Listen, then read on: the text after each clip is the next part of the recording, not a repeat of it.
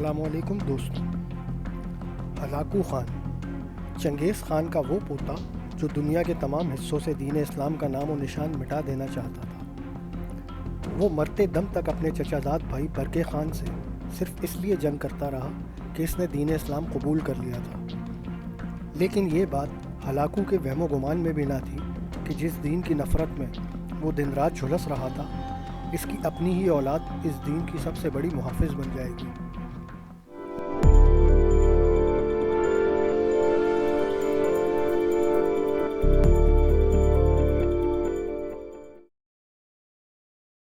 جی ہاں دوستو، Hulagu Khan کا اپنا بیٹا تگودار خان، جو اس کے بعد اس کی سلطنت کا وارث اور حکمران بنا، اس نے نہ صرف اپنی جوانی میں اسلام قبول کیا بلکہ اسلام کی خاطر اپنے خون کے آخری قطرے تک لڑتے ہوئے جام شہادت بھی نوش کیا۔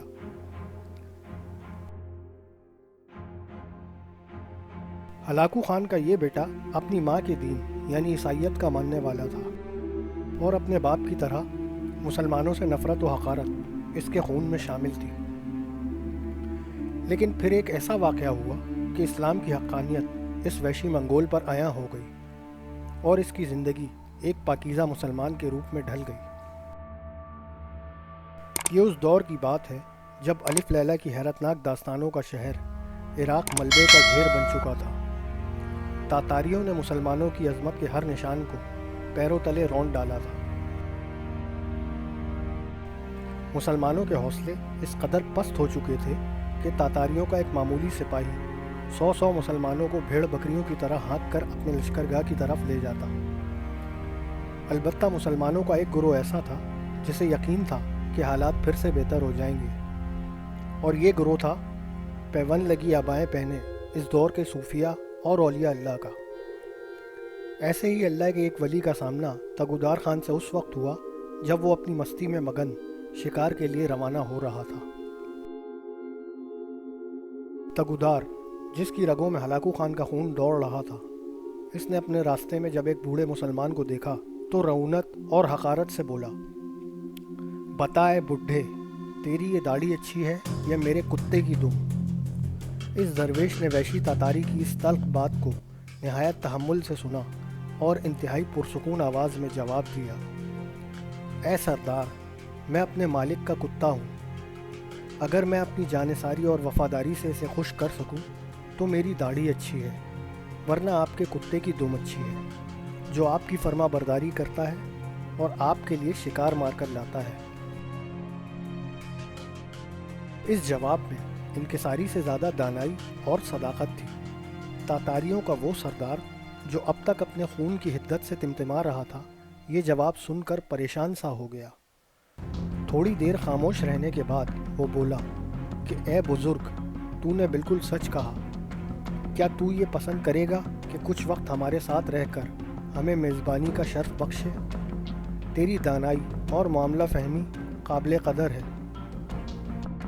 درویش نے تگودار خان کی یہ درخواست بخوشی قبول کر لی اور اسے خلوت میں دین اسلام اور سیرت طیبہ بتاتا رہا، یہاں تک کہ جب یہ درویش رخصت ہونے لگا تو تگودار خان نے اسلام تو قبول کر لیا، لیکن بغاوت کے اندیشے کے پیش نظر اپنی قوم کو منانے کے لیے کچھ وقت طلب کیا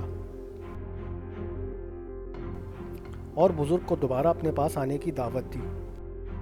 لیکن موت نے اس درویش کو اتنی مہلت نہ دی کہ وہ دوبارہ تگودار خان کے پاس جا سکے۔